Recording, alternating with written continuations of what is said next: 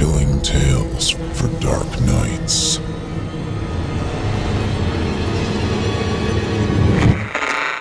Want to make sure you never miss a Chilling Tales for Dark Nights video again? Be sure to subscribe and hit that bell to turn on notifications.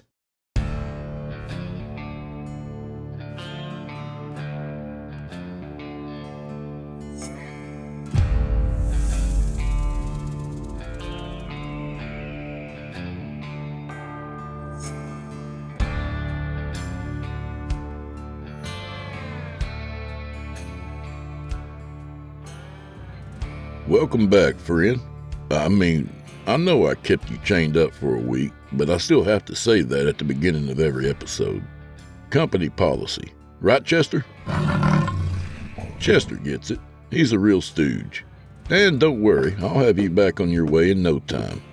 Just sit tight while I pretend to go inside and sit down, and we'll get started.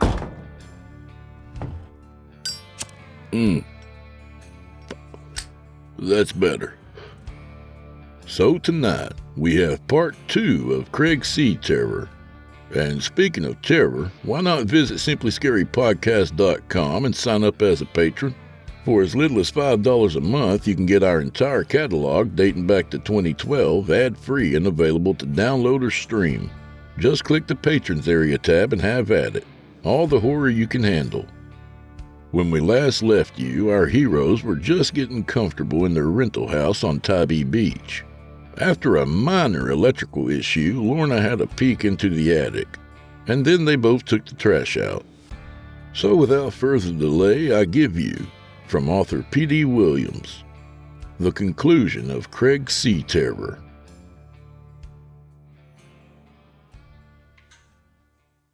Chapter 14. I'm sorry to interrupt you, sir, but the news I have is urgent, Colonel Sturdy told Bad Cookie.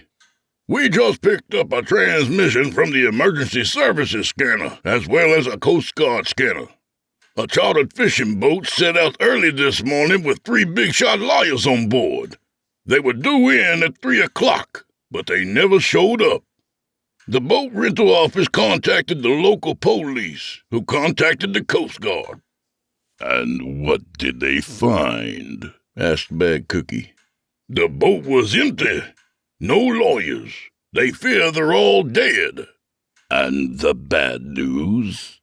They found what they described as a red slimy residue on the rails of the deck and wheelhouse. They found the same red matter in the shape of footprints. They don't know what to make of them. I believe the clock has begun ticking, Colonel Sturdy. Bad Cookie laced his fingers together and held them to his chin in contemplation. Okay, here's what we know. The missing college kids disappeared from the beach at Tybee Island, as did the geek with the metal detector, who, frankly, is better off dead. I'm guessing the fishing boat was in the waters near there as well. Would that be correct? Affirmative, sir. Bad Cookie became annoyed. Why do people do that? Do what, sir? Use words like affirmative, tin hut, and roger that. Why can't you just talk like normal people? It's a military thing, sir, like clicks, chow time, or latrine. Also, the ladies seem to like it.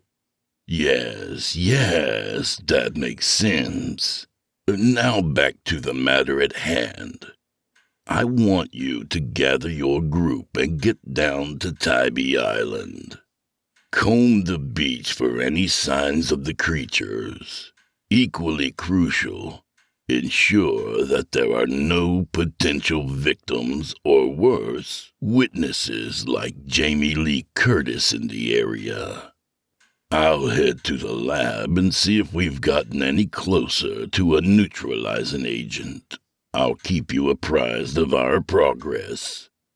If anything comes ashore, let me know immediately. How soon can you and your team get there? We'll arrive at 0900 hours. What? That's like a month from Tuesday. That is completely unacceptable. No, sir.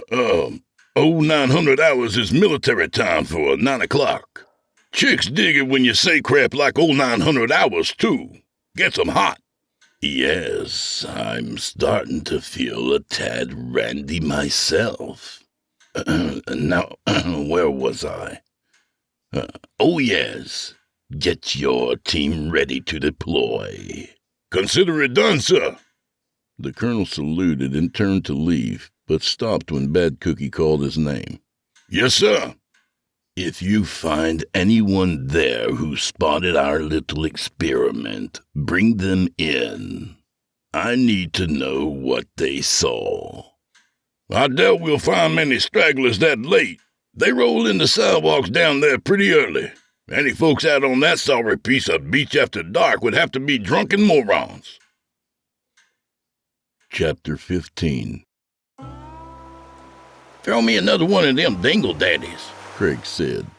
Dang, you're sucking them back like a diabetic camel. Lorna said, reaching into the styrofoam cooler and snagging Craig a fresh can. Tossing it to him, she added, I don't know how you stand them nasty things. Clearly, the horse they got it out of has a kidney infection. Craig worked the tab on the can and was soon rewarded with a pop and a fizz. You're thinking of Dingle Daddy's Ultra. These ones has the more natural urine taste. I guess a few brews won't hurt. It ain't like we're gonna be pulled over by Johnny Law for driving drunk. Yeah, I imagine the laws against public intoxication ain't as strict in this little tourist town. Besides, they ain't nobody stricter than the Georgia State Troopers. Them old boys got the toughest field sobriety tests in the world. You gotta be able to touch your toes with your tongue, sing your ABCs in multiple keys, and recite the preamble to the Constitution in Mandarin. Stupid just don't cut it with them tigers, Lorna added.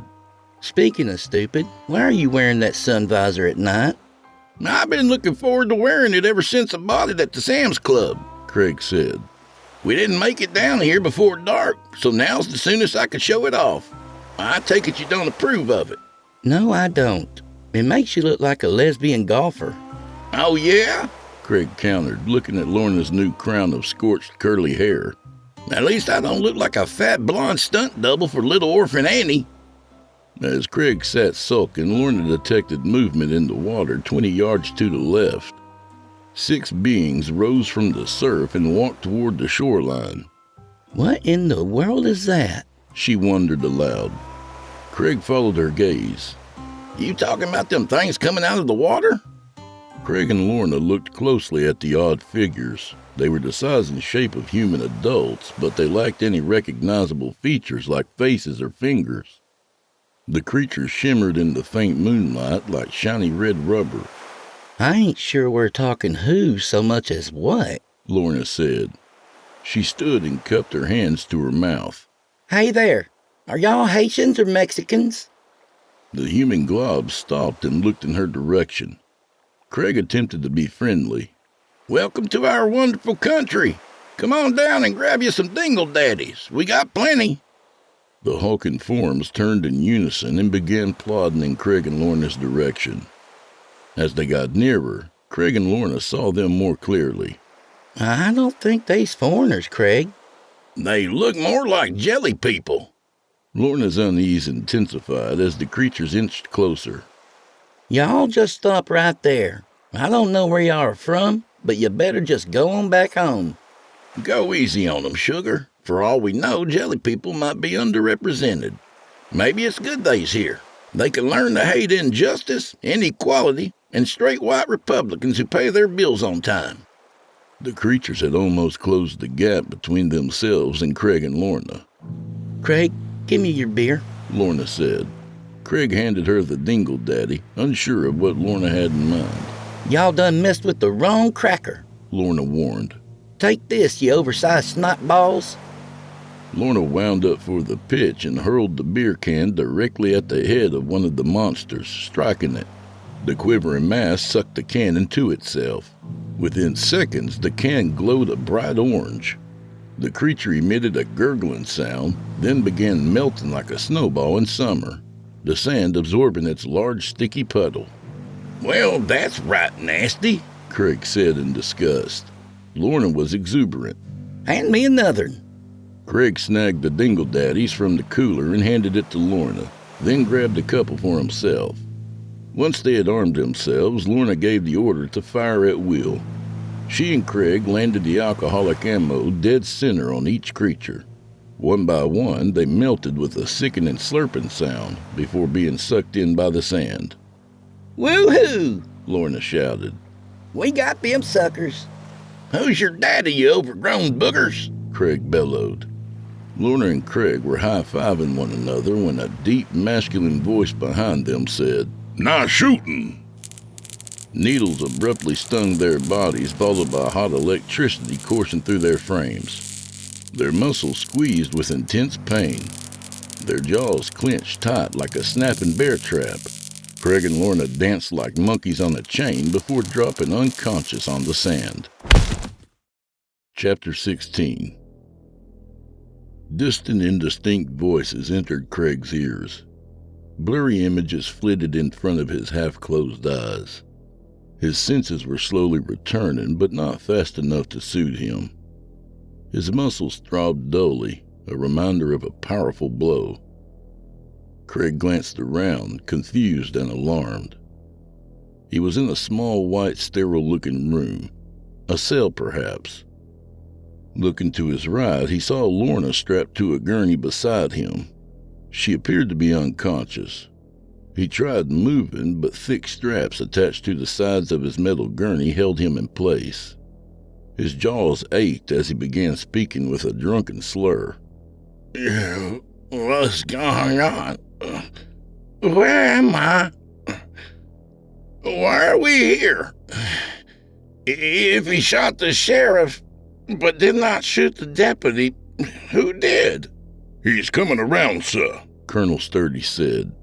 He can fill us in on how he and the woman neutralized the creatures. Assessing Craig and Lorna, Bad Cookie was skeptical of Sturdy's thinking. Are you trying to convince me that the fate of the world rests with this corn-pone cousin kisser and his backwoods whore from Hee-Haw? They did utilize an effective antidote, sir. That is part of our goal, isn't it? I feel strongly that with some creative interrogation techniques, I can press them into divulging their formula. What formula are y'all talking about? Craig asked groggily. Oh, look, it speaks. Wouldn't it be entertaining if we could teach it to smoke cigars and dance to disco oldies? Craig felt elated. Ooh, you got cigars? I'm partial to the Senor Puffies. By the way, who are you? I am the preeminent scientist, Dr. Byron B. Bad Cookie. A doctor, huh? I don't much like doctors. Mine always has me stripped naked for him. If he keeps it up, I may have to find myself another dentist. Lorna shifted against her restraints, caught up in a jolly dream. She was smiling and chuckling. Thanks for helping me, Clovis, she muttered in a muzzy voice. You take Craig's legs, I'll take his arms, and we'll dump him down the well. Lorna's giggles faded as she returned to consciousness. She looked at Craig lying on the gurney beside her. Oh, Lord. You mean it was all just a big happy dream? Bad Cookie went to Lorna's gurney and leaned in so close she could smell his cologne. Its acrid scent was strong enough to burn her eyes. Shoo-wee, Lorna said, crinkling her nose and coughing. I think you confused your shampoo with your aftershave. You didn't need to wash, rinse, and repeat. My cologne is the least of your worries. In the words of that Cuban conga drum legend Ricky Ricardo, you got some splaining to do. Let's start with how you and the sheep humper managed to eradicate a group of some of the most sophisticated biological weapons history has ever encountered. You talking about them jelly people? Please, layman's terms, Bad Cookie said with sarcasm. I think he's asking how we killed them, Craig told Lorna. Sturdy chimed in. That's affirmative, ma'am. How were they killed? Killed. We throwed some dingle daddies at them and they turned into goop. That's all I can tell you. Dingle daddies? Asked Bad Cookie. And what, pray tell, are dingle daddies? Could be some sort of complex chemical compound, sir, Sturdy said. Perhaps I could get him talking about it. When it comes to interrogation methods, I'm well schooled and very persuasive. Craig was alarmed. Now hold on a minute there, Crew Cut. You don't gotta resort to no torture. I don't do well with stuff like that. Heck, I cry when I get a haircut. I'll tell you how we come by the Dingle Daddies. You see, we was shopping for our beach trip and needed some cheap brews. Well, sir, the cheapest thing they had was some Dingle Daddies. We bought the last 2 cases and brung them down to the coast with us. And that's what we was chugging on the beach when them things showed up and come after us. You said that you purchased the last 2 cases. Are you aware of any other locations that sell these beverages? None come to mind. Lorna said. We typically drink Coors Light, so we don't rightly know much about where Dingle Daddies are sold. That's right. We're Coors Light people. I like how them mountains on the can change color when they're ready to be popped. Bad Cookie didn't follow. Coors Light? Mountain color? What is he prattling on about, Sturdy? The rube's description is accurate, sir. Coors Light uses an advanced technology rumored to be from an ancient alien civilization. It has the ability to turn emblems on aluminum cans into majestic pastel colors, capable of informing lesser life forms when a specific fluid is ready for consumption. Impressive, Bad Cookie mewed. We'll explore that technology later. For now, I need to know where I can find this Dingle Daddy's antidote. Bad Cookie spoke to Craig and Lorna. Can you give us your best guess? The Earth's existence may well be at stake. Craig thought about it. If I was to guess, there might be a grocery store in these parts that sells them. Sturdy, Bad Cookie said. I want you to check with all grocery stores within a 10-mile radius. Find me this Dingle Daddy's concoction. Find it now. Sturdy snapped to attention and saluted Bad Cookie. Of course, sir. He spun on his heels, went to the thick metal door, pressed a code into a wall-mounted keypad, and marched out of the room. What about us? Asked Craig. Are you still going to torture us? Are you two married to one another? Yep, I'm afraid so, Lorna said. Then you both have endured enough torture. Does that mean you'll let us go? Once Colonel Sturdy locates and procures the antidote, I will redirect your usefulness. You will become test subjects. Gee, I don't know, Craig said. Will it be a written test? I ain't passed one of them yet, and I've been trying since grade school. Bad Cookie winced. Aspirin. I need copious amounts of aspirin. Soon the door opened and Sturdy re-entered the holding room. Sir, I have some bad news. The only store on the island that carries Dingle Daddies is the local Piggly Wiggly. The manager said they're out of stock. Is it the Piggly Wiggly that takes food stamps? Lorna asked. That would be correct. Listen, call them back and see if they've got some big jars of pickled eggs.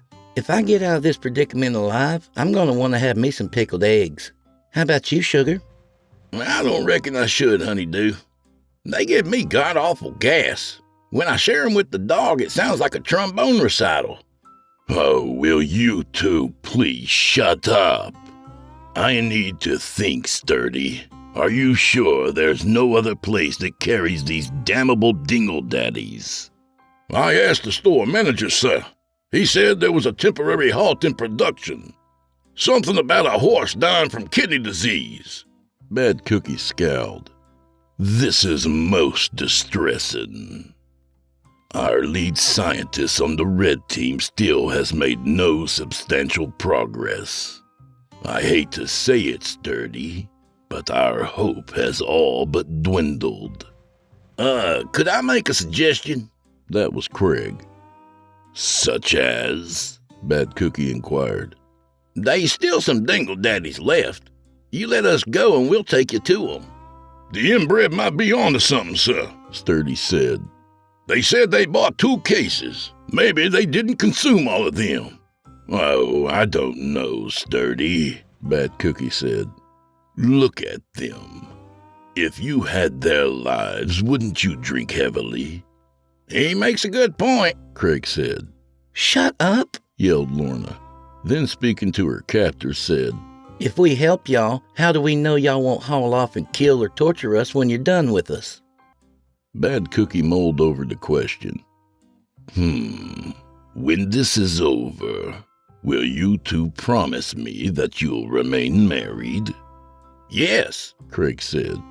I'll stay with Lorna for as long as she'll have me. Lorna smiled despite herself. Yeah, I guess I promised too. Excellent, Bad Cookie said. Then the race is on as to which of you will kill the other before turning the shotgun on themselves. Problem solved. Bad Cookie walked to the door and entered his 4-digit code into the keypad. Before leaving, he turned to Colonel Sturdy and said, I'm going to speak with the lab teams. Let them know about this latest development. They may be able to synthesize the antidote, providing us with our own version.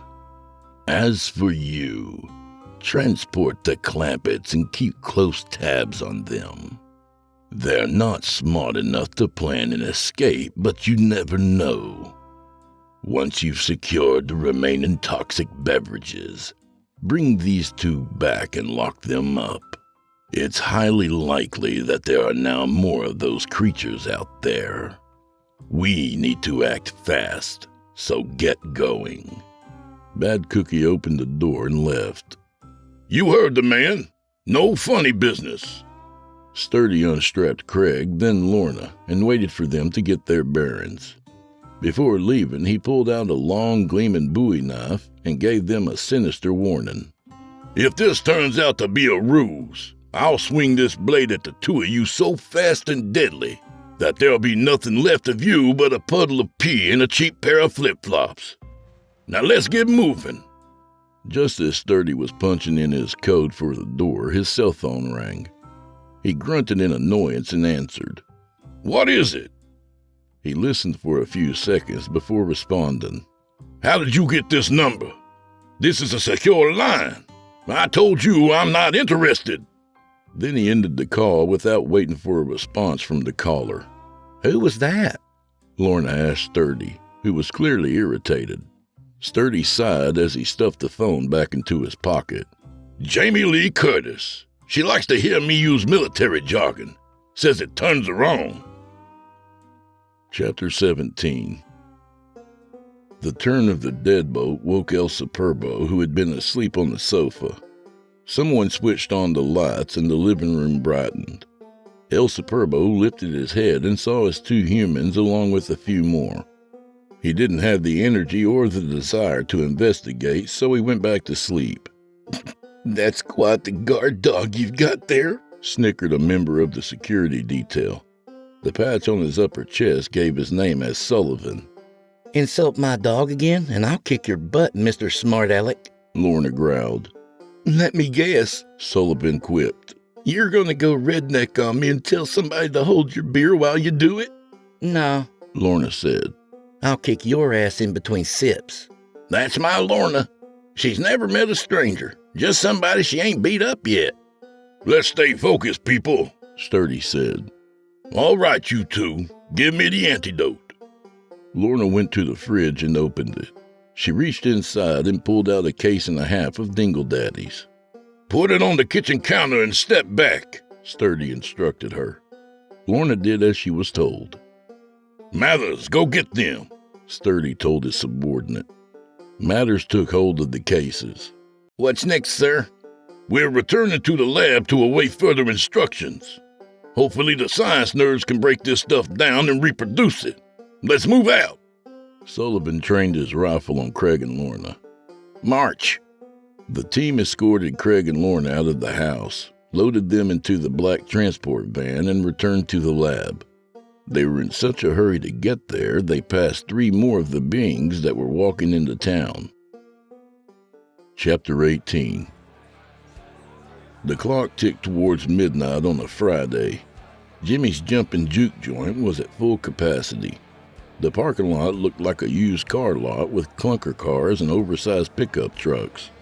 Some trucks were so big that their owners measured the mileage in gallons per mile instead of miles per gallon. Inside, a group of regulars danced, drank, and fought. They were a vile gang of thugs that cheated at pool, spat tobacco juice on the floor, and got drunk enough to expose themselves and urinate on the walls. The men weren't much better. Outside, 5 gelatinous creatures slid their sticky feet over the rough gravel, making their way to the bar and to the patrons inside. The place was so loud and rowdy that the hardcore partiers didn't notice them. A bald, overweight biker with a long gray beard and a faded tattoo of Neil Patrick Harris on his meaty forearm saw them first. "Hey, Gene, look at that," he said to his friend. Gene gazed at where his buddy was pointing. "Don't think I know them, Junior. I wonder where they come from." Maybe they Mexican or Haitian, Junior said. One creature approached the man and woman on the small dance floor. 2 tendrils sprang from its face and jammed themselves into each of the woman's ears. Then it wrapped its powerful red arms around the man and began digesting him, while its tendrils wormed their way into the woman's brain, causing her to shudder and drool. "No," Gene said. "I don't think they're Mexican or Haitian." Yeah, Junior said. They're probably Canadians. As the other patrons took notice of the horror that was taking place before their bloodshot eyes, screams of panic ensued. Some of them bolted for the front door, only to be attacked by 2 of the monsters. The dance floor devil encased multiple victims at once, absorbing them with acidic jelly and rapid-fire tentacles. The other creatures intercepted some patrons who attempted to make it to the emergency exit beside the bar. Jimmy, the proprietor, came to the rescue. "Hey, y'all, some of us can hunker down in the back office. Hurry!" Gene, Jr., and a man and woman jumped over the bar and followed Jimmy and 2 of his employees to the back office. Once everyone crammed inside, Jimmy slid a door latch into place. Then, with the help of his bartender, Otis, he braced the door with a heavy office desk. The female patron asked in a quavering voice, Do you think that door will be strong enough to hold up? Jimmy shook his sweaty head. "I don't know, lady. We can only hope." "Wait a minute," said Gene, the Neil Patrick Harris fan. "I don't hear nothing no more. You think they're all dead out there?" Barbara, the bar's server, said, Oh my lord, I think they are. Does anybody hear them things moving around? You think they know we're back here? Fearfully, Jimmy leaned over the desk and pressed his ear against the door. He listened for movement. Well? Barbara asked. A rush of breath left Jimmy. Relieved, he said, "I don't hear nothing, but you..." The wet sound inched closer, painfully slow. The stink of sour perspiration and heavy beer breath filled the overcrowded space. Barbara buried her face in her hands and sobbed. The spongy footfalls were almost upon them. "Oh, God," Gene said. "This is how it ends. I can't believe this is happening. We're about to die. Shut up," the other male patron barked. "We're all scared, but this ain't the time to panic." I don't know about that, Junior said. I can't think of a better time to panic. The footsteps stopped within inches of the door. Silence. The terrified group waited, their hitching breath held firmly by their lungs. They waited. More silence. They jumped back in horror when something thumped against the door from the other side.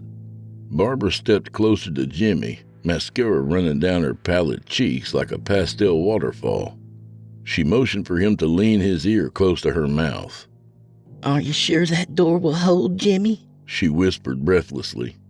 If not, tell me now, so I can make my peace with the Lord. Jimmy realized that as the self-appointed leader, he needed to exude confidence, hope. "Listen to me, everybody. This door is pretty stout for security reasons. The metal desk against it makes it highly unlikely that thing can get inside. Jimmy removed his cell phone from his pocket and dialed 911. Someone finally answered after what felt like an eternity of ringing. Sheriff's office, this is Deputy Winters, the voice said. Hey, this is Jimmy down at Jumpin' Jimmy's Juke Joint. We got a situation here. Lots of people are dead. Dead, did you say? Most certainly, sir. Then they ain't going nowhere. I'm here by myself and I'm working on my supper. I'll head over there after I'm finished. Guys, Jimmy said to the anxious group. He says it might be a while before. Gimme that, the female patron barked, snatching Jimmy's phone. Hey, darling, she cooed. This is Miss New Georgia Bambi Wildew. Some mean man stole my clothes at gunpoint and now I'm here buck naked without... I'm on my way. Good job, Jimmy said, taking back the phone.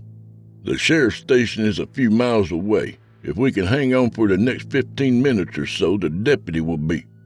As if on cue, the approaching sound of a single siren was crescendoing through the night. Jimmy smiled with confidence. We can relax now. The law is... His body fell to the floor, and the slender tendril snatched him through the narrow crack with such force and speed that he looked like he had been pulled into a wood chipper. The blood-splattered group pressed against the back wall, screaming at the terrible sight of bone and guts and pleading with a merciful God. God was listening because he immediately answered their prayers. Sadly, the offer was only available for a limited time. Sharp cracks of gunfire cut through the air, horrified yelps. Soon it was quiet again. Minutes went by without sounds of action. Sweet child of mine, Barbara yelled. I think them things got the cop. What's gonna happen now? Gene hollered. Y'all be quiet, Otis yelled. I need to find out if that thing outside the door is gone. He worked up his courage as if he were about to cliff dive. When he was ready, he stepped over to Gore and climbed onto the desk. You hear anything? The male patron whispered. Shush, Otis said. He pressed his ear against the door, hoping the creature couldn't hear the telltale pounding of his heart. The silence on the other side of the door didn't give him any confidence. Anything was possible, as Jimmy's unfortunate experience showed. The others were bracing themselves for another act of horror. The doorknob shook. A bolt of terror and surprise shot through Otis. The collective wail inside the cramped space was deafening. Otis leapt from the desk and joined the others, who had crammed themselves together in the farthest corner of the office. Hey in there, a man yelled. This is Deputy Winters. I need you to open the door. We gotta move fast while those things are gone. Oh, thank Jesus, the female patron said. With great force, Gene and Junior dragged the desk away from the door, resulting in a loud and prolonged screech. The group erupted with cheers when the door flew open and Winters stepped inside. Winters motioned his palms downward, relaying that they needed to be quiet. Okay, except for whoever it was that I just stepped in. Is anybody hurt? We're okay, I guess. What about those creatures in the bar? Barbara asked. When I started shooting, they skedaddled, Winters said. There was one outside this door, Junior said. He must have joined the others and left. Did you find any of my customers alive? Otis asked. Nope, Winters said, lowering his eyes. Just a lot of red goop and cowboy hats. Now let's get out of here. Remember, run, don't walk. Amen to that, the female patron said. Winters led them out of the office, down the short hall, and toward the front of the bar at a trot. Barbara, who was bringing up the rear, slipped. She got to her feet and looked down. A long, wide trail of blood ran down the short hall like a crimson carpet runner. Oh, God, she screeched. Vomiting and weeping, she staggered to keep up with the others. Suddenly, she collided with the person in front of her, who had abruptly stopped. Back! Go back! Winters hollered. Barbara turned and retreated to the back office, the others sprinting behind her. Unable to brake fast enough, Barbara bounced off the back wall as bodies pushed against her. The door slammed and the loud shrieking of the desk against the bloody floor returned, hurting her ears and making her wince. Everybody get off me! I can't breathe, she said. She felt the weight against her subside, allowing her to turn and face the others. What happened? Seeing the shell-shocked expressions on everyone's face, she knew it was bad. They're back, and there's more of them, Winters answered. I'm pretty sure some of them had big rodeo belt buckles inside them. Gene's head drooped. Looks like we're back on the menu. Chapter 19. Sir, I have disturbing news to report, Colonel Sturdy said upon entering Bad Cookie's office. How disturbing? I'm not sure what you mean, sir.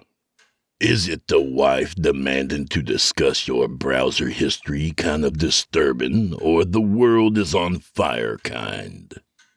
It's more like the guys on the loading dock finding out that Dilly Mulvaney is your kid kind. That's what I was afraid you meant.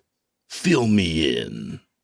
Not long after we returned with the Hicks, my radio monitor informed me he had intercepted a call from the emergency scanner.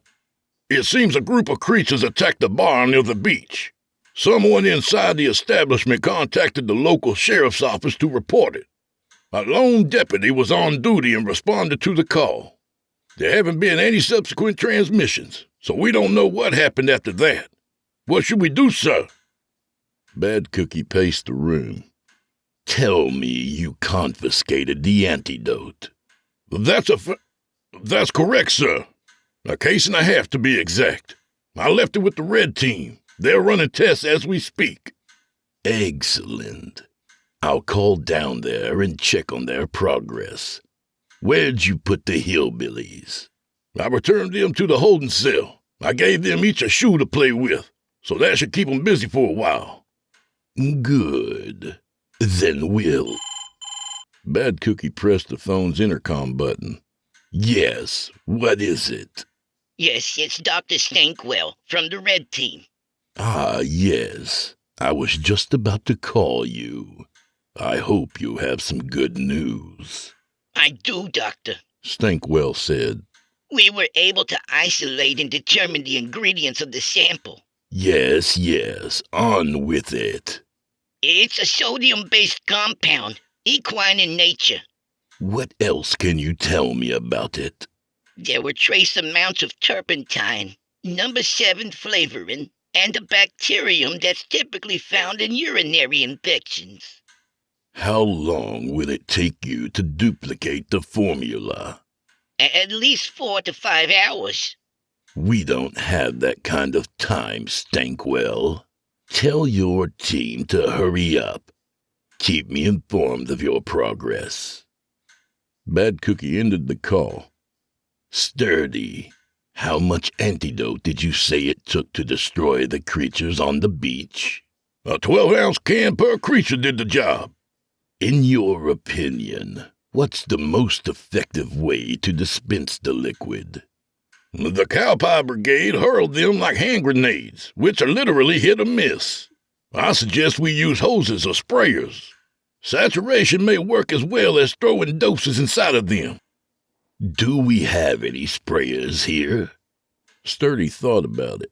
Maintenance may have a few. I'll contact Cleavon. Good, Bad Cookie said. It sounds as if we have a plan. Still, I want some insurance. Take the dung farmers with you. They have enough experience killing the creatures to be of assistance. I'm on it, sir. I'll retrieve the remaining antidote from the Red Lab and collect my team. Sturdy saluted Bad Cookie and departed. Bad Cookie continued pacing his office. His thoughts raced, disjointed and opaque. Doubt and worry were foreign emotions to him. Now they consumed him. His persona of calm and assured superiority was in tatters. Frightening thoughts of failure overtook his well-ordered mind. Failure, a weak word for a weak mind, he sometimes thought. Yet here he was, nervous and second-guessing himself. Why does the only antidote have to be a beer with limited supply? Why can't it be another awful beer with an enormous surplus? Something that no one would be caught dead drinking. Why can't it be Bud Light? Chapter 20. Deputy Winters drew his service weapon, aiming it at the door. Then, remembering its ineffectiveness against the monsters, thought better of it. He holstered the piece and sat down on the single swivel chair in the small office. His head drooped to his chest, and he exhaled, heralding defeat. Ain't you gonna at least try and shoot your way out of here? Otis asked. Winters looked up at him, a look of dejection on his face. Trust me, it won't help. I emptied half a clip into those things, and it didn't even slow them down. They absorbed the rounds and kept on going. It was like shooting at a bowl of Jell-O. Well, then what are we supposed to do? Barbara asked. Are we supposed to just sit back here waiting for one of them to ooze under the door and kill us? Please, Winters said. Let me think for a bit. After a moment, he said, Okay, somebody give me a shirt, a skirt, or anything else I can pack around the door openings. I don't know if it'll be strong enough to keep 'em out, but it's a darn sight better than nothing. Gene unbuttoned his shirt. His ample jelly belly bulged like the things beyond the door. Stop you right there, the male patron said. It's bad enough that we're scared to death. We don't have to be nauseated to boot. Gene's bottom lip drooped and his eyes became wet. Well now, that's kinda hurtful. I got this, Otis said. He removed his shirt and t-shirt from his lean body and passed them to Winters. Barbara, who was a well-endowed 20-something, removed her blouse and handed it to Winters. Gene and Junior shared a stupid grin. You know, Junior said, that might not be enough to fill the cracks. Barb, why don't you fork over the bra, too? Shut up, you perv, or I'll use these last few bullets on you, Winters warned. He took the donated articles of clothing along with some from the others and wedged them into the cracks around the door. When he finished, he turned and faced the group. Okay, which one of you ladies pretended to be Miss New Georgia? I gotta tell you, I'm not only unamused, I'm downright heartbroken. The female patron who made the false claim put her hand on her hips and glared at Winters. Don't you get all high and mighty with me, you creeping crude. If I hadn't lied, we'd be dead, and you'd still be gnawing your way through a ham hoagie. Winters' face dropped in embarrassment. Point taken, he mumbled. Otis entered the conversation. How come you ain't called for backup? You folks may think we've got a squadron of cops to handle every bad situation, Winters said. But the fact is, there's only me and the sheriff. That's it. He's off fishing this weekend, and the nearest law enforcement is at least an hour away. So we're in for a wait. Still, I'll give him a call. Winters pressed the button on the mic adhered to his breast pocket. Chatham County Dispatch, this is Deputy Paul Winters from the Tybee Island Sheriff's Office. We have a hostage situation. Red Jell-O monsters have trapped a small group of civilians and me in the back office of a honky-tonk off Highway 80. Respond. A crackle of radio interference. Hi, this is Chatham County Dispatch, Replied a teeny voice. I want to make sure I understand you. You're trapped along with some other hostages in a bar surrounded by red Jell-O monsters. Is that correct? That's correct, Winters responded. Winters, is it? The dispatcher asked. My advice is not to drink on duty. You need to pay your tab, go home, Fall on your knees and pray to the god of lost jobs to give you a break. We'll report you to your superiors if you contact us again. There was a loud pop as the transmission ended. I guess that's that, Otis said. I guess so, Winter said. So what do we do now? The male patron asked. The way I see it, we either wait until someone shows up to save us, which ain't likely to happen, or we go the way of natural selection, Winter said. And how do we do that? Barbara asked. We make a break for the emergency exit and hope some of us escape, Winters replied. Well, that's pretty cold, the male patron said. The deputy's right, Barbara said. We can't stay here forever. The only way out is through those awful things. We need cannon fodder to distract them. Something big and appealing. Everyone looked at Gene's bulbous belly. He became nervous. Why are y'all looking at me? Chapter 21. When are y'all gonna tell us where we're going? Craig asked from the back of the van. We are going to a beach bar that's under attack from the same type of creatures you saw earlier tonight, Colonel Sturdy replied. With any luck, all of them have gathered in one place. If that's the case, we can end this nightmare. Is that why you got these backpack sprayers stored behind us? Lorna asked. Do you plan on using them to super soak the creatures? Affirmative.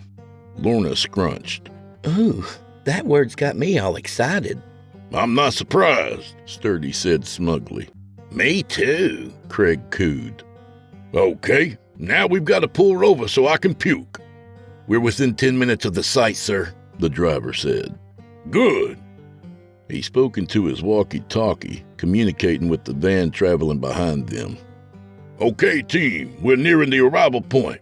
Your guns will be ineffective, so leave them behind. We're using backpack sprayers instead. Your new equipment is in the rear of our van. The tank on the sprayers are full of the antidote. Strap one on as quickly as possible and wait for my command. We've got to stay laser focused. These things are deadly. Sturdy turned his head toward the back where Craig and Lorna sat. That goes for you two as well. As they approached the bar, Sturdy, a meticulous professional, retrieved the Desert Eagle from its holster and checked for a loaded round. Say, Craig said. If bullets don't do no good, why are you carrying a big old gun? Sturdy paused before answering. It may come in handy. Soon the bar appeared on their right. The lot was full of vehicles, including a law enforcement SUV with its roll bar still strobing. The two vans serpentined through the lot, making a beeline for the entrance to the bar. Once there, everyone exited from their respective vehicles and removed the sprayers of antidote from the lead van. Once they had them strapped on, they went into the bar.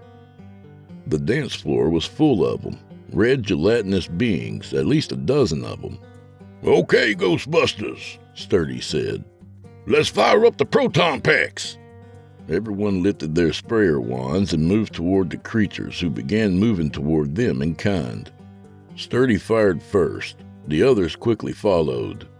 The creatures scattered. They are faster than I figured, Sturdy thought. The human group spread out, the antidote blasting from their spray nozzles.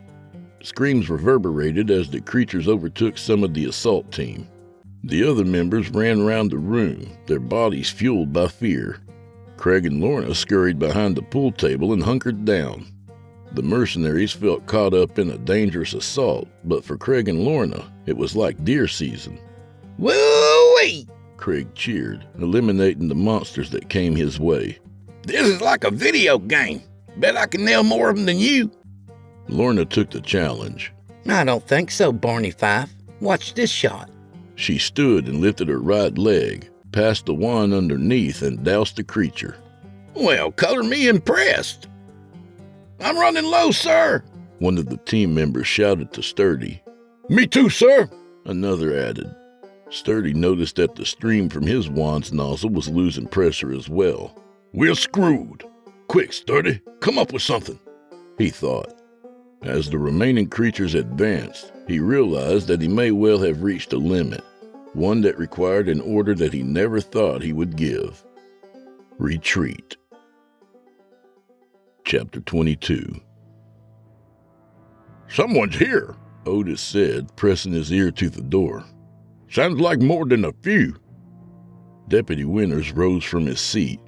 As a lawman, he possessed the legal authority to be in charge. Let's not get too eager yet. The people who are out there might be unarmed civilians who just wandered in. If they're law enforcement, we should stay put and let them deal with those monsters. The way you did? The male patron asked. Winter's heart sank as he weighed their limited range of options. Had he been practical or cowardly in his plan? He thought about his wife and little girl. His need to see them again overcame his doubts and hesitation. He came to his decision. We were talking about using a distraction to help us get past those things. Those poor souls out there might meet that purpose.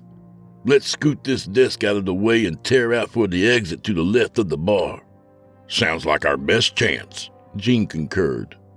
Okay, let's move this desk and wait for the screams. Gene, Jr., and Otis pulled the heavy desk away from the door. When it was out of the way, everyone looked at one another, as though they were seeing each other for the first time, which of course they likely were. You all ready for this? Winters asked. The others nodded in agreement.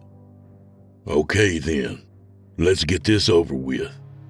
He placed his quivering hand on the doorknob. Okay, y'all. Here we go.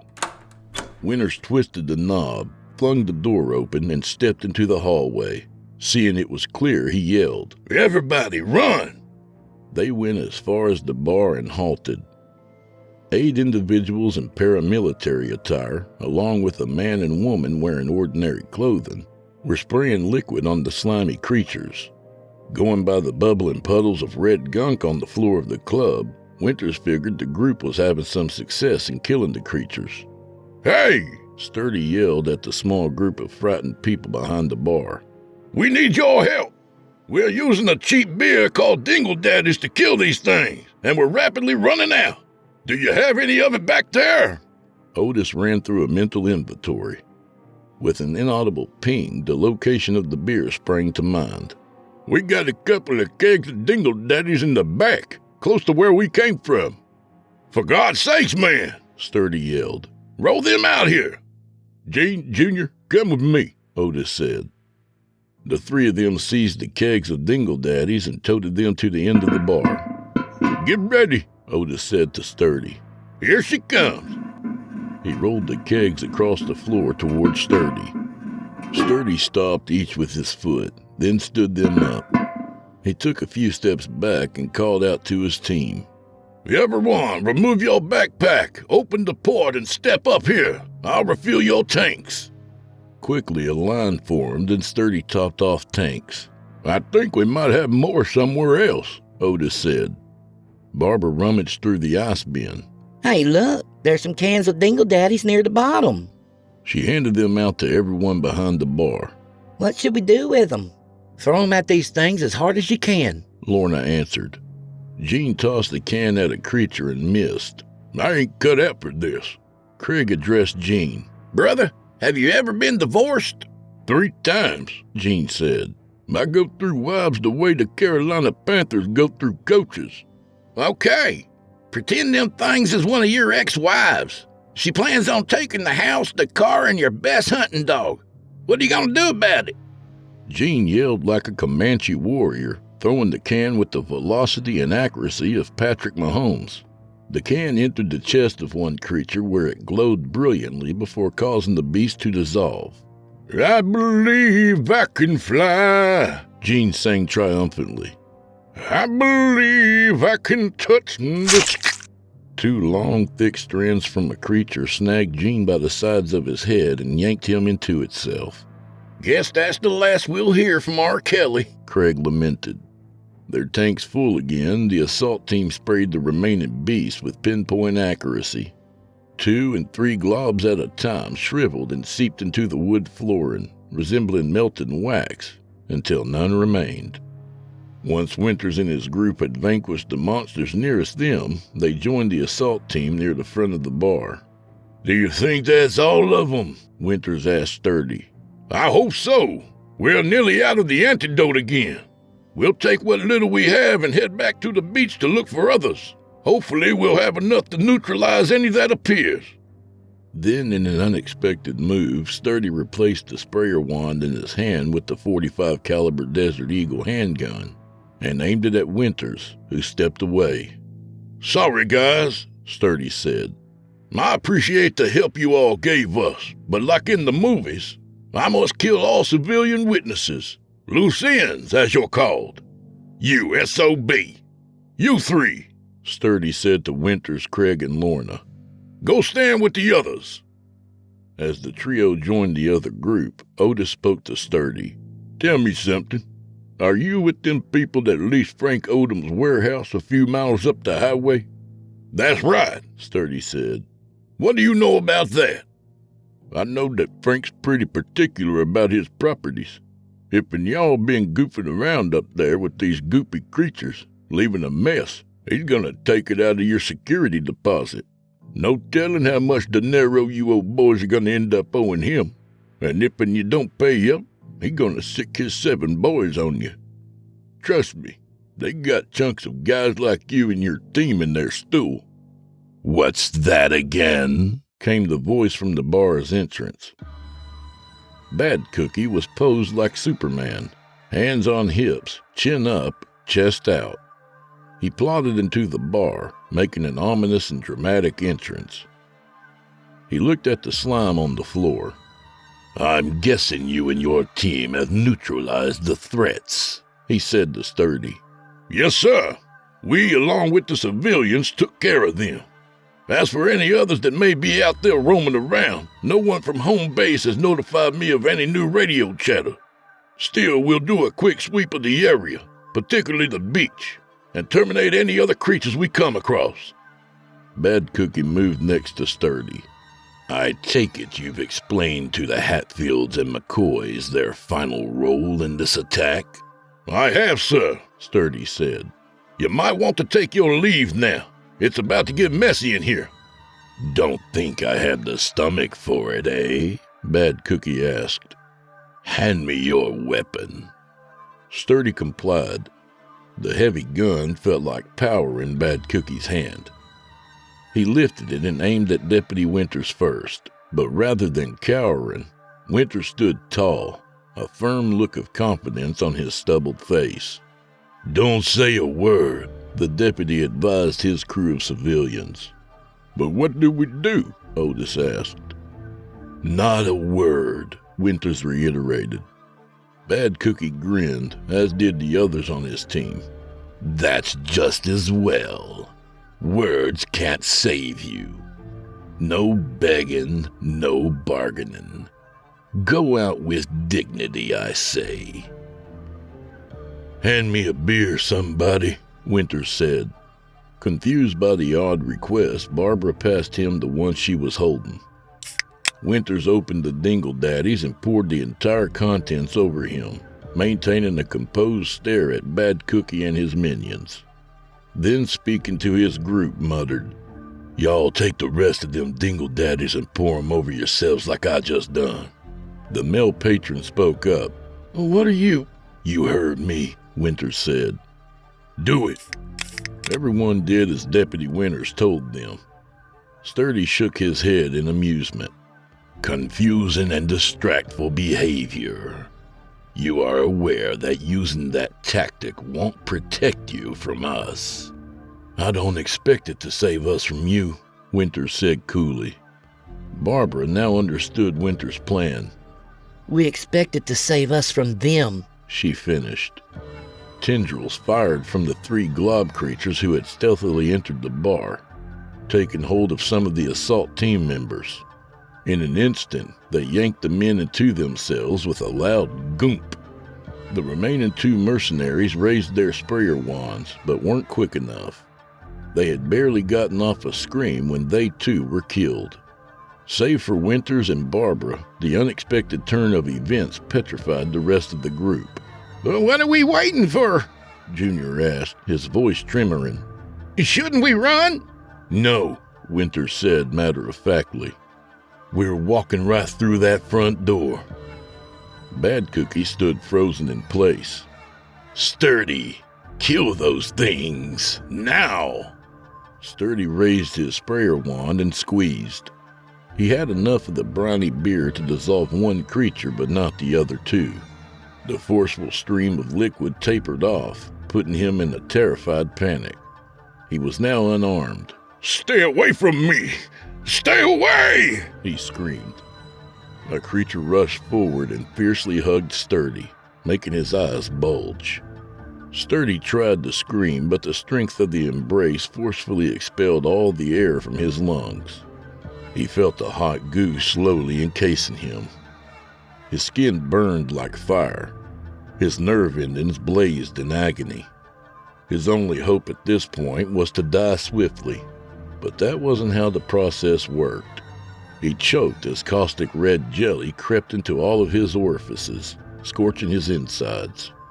Images of his violence against others raced through his dying mind like a rapid-fire recording.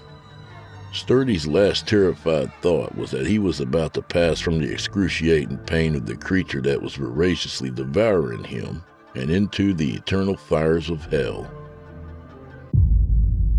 Oh my God! Sturdy! Bad Cookie yelled. He raised his powerful handgun and fired haphazardly at the slimy monsters.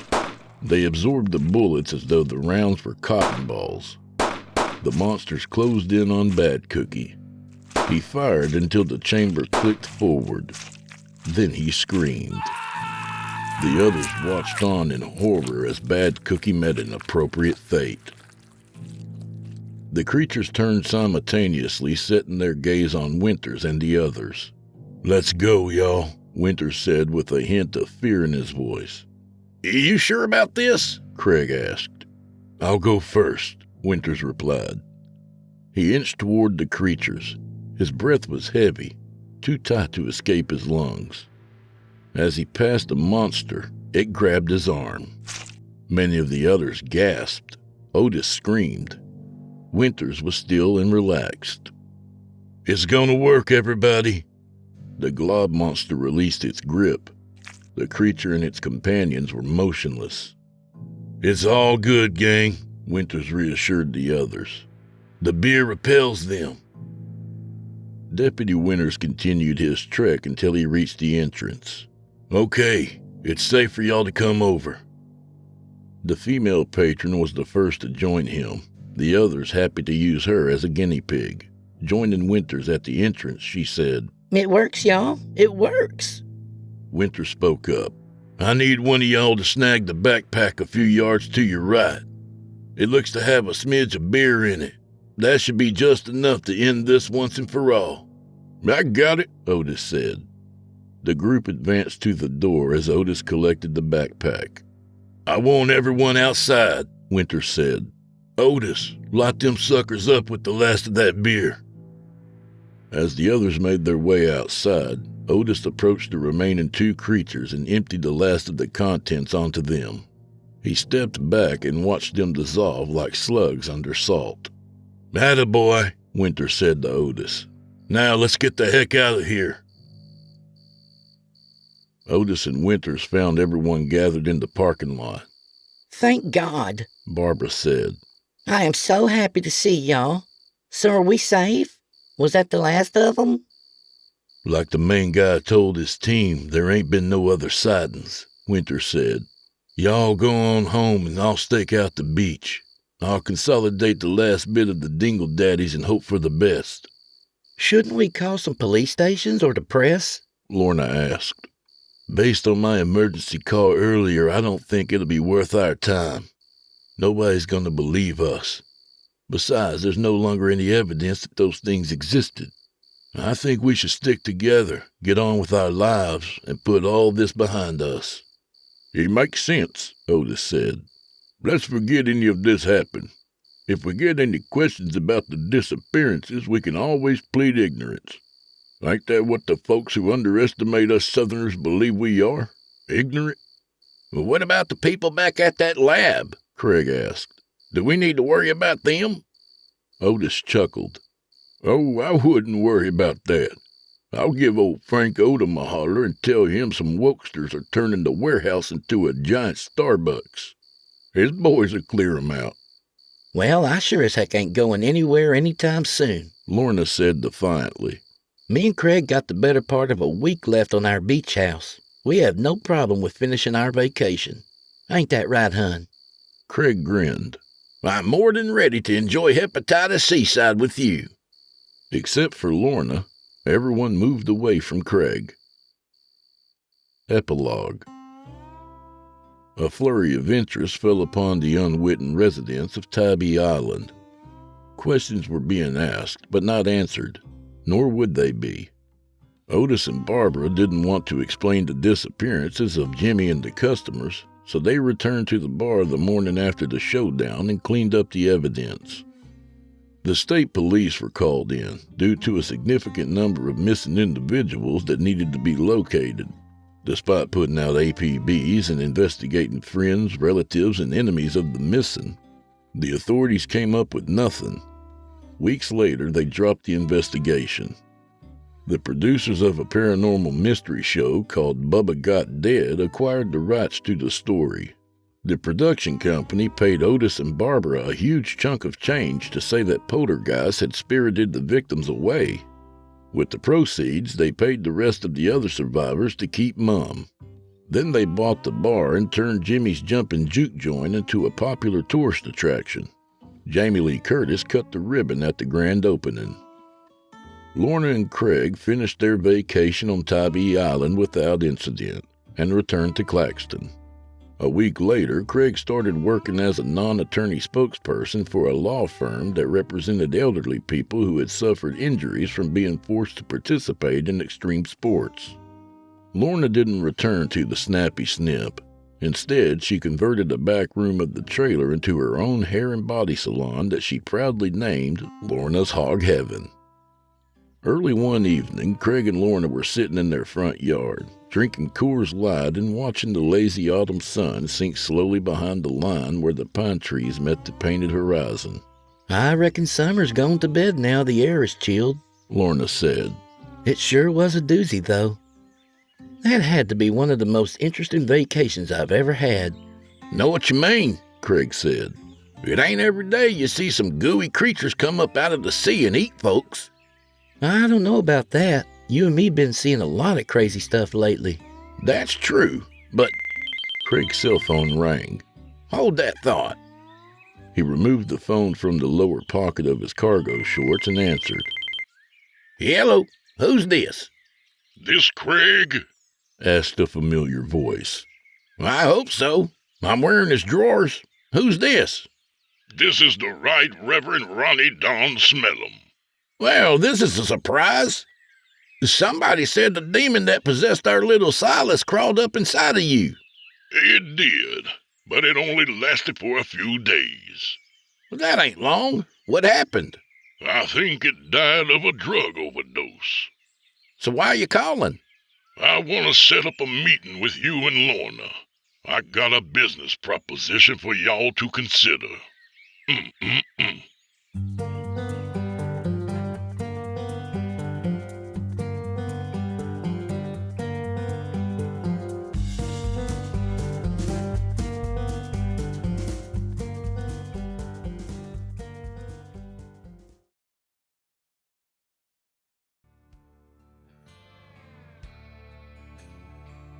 And that was Craig's Sea Terror by P.D. Williams. Again, to be continued. A little about the author. P.D. Williams is an author and musician with delusions of grandeur. Together with the founding fathers of our mighty nation, he helped forge a noble ideal that historians came to call the Great American Experiment.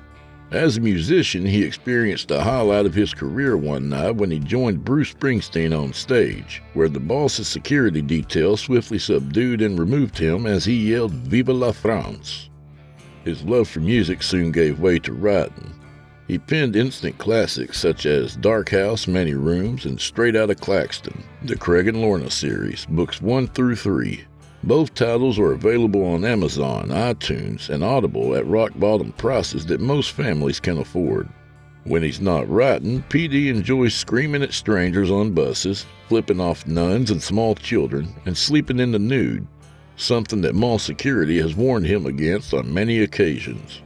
If you'd like more info on PD, or you're simply worried about him, you can contact him on his website at pdwilliamsauthor.com or on Facebook through PD Williams Horror Writer.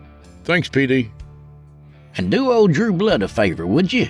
Subscribe to his podcast wherever you do your listening and leave him a 5-star review and a kind word, even if you're listening on YouTube. He needs soldiers on all fronts to win this battle, and he appreciates it. To hear a premium ad-free edition of tonight's and all the other episodes, visit simplyscarypodcast.com today and click Patrons in the upper menu. You'll find yourself at chillingtalesfordarknights.com, where you can become a patron for as little as $5 per month and get access to their entire audio archive, all ad-free and available to download or stream. Thank you for your time and for supporting our sponsors. When you support our sponsors, you support this show. If you happen to use Facebook, Twitter, Instagram, or YouTube, you can follow and subscribe to Chillin' Tales for Dark Nights there, where you'll get all the latest updates and new releases and have the chance to interact with them each and every week. Oh, and you can find Drew Blood on Facebook and Instagram, and sometimes Twitter. The Drew Blood's Dark Tales podcast is accepting submissions, friend. If you've got a story or two you'd like to be featured on the show, send it to drewbloodhorror@gmail.com. If selected, you'll get the full treatment, 10 bananas.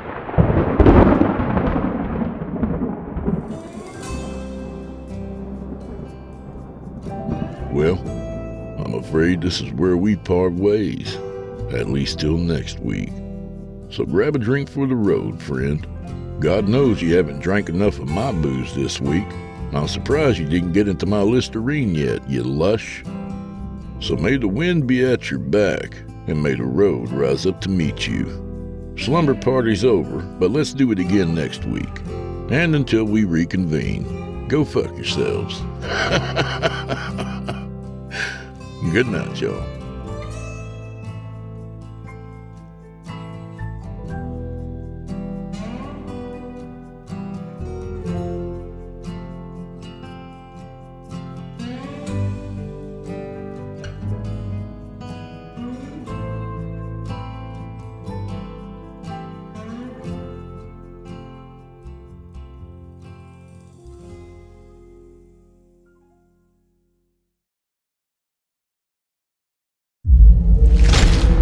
Chilling Tales for Dark Nights.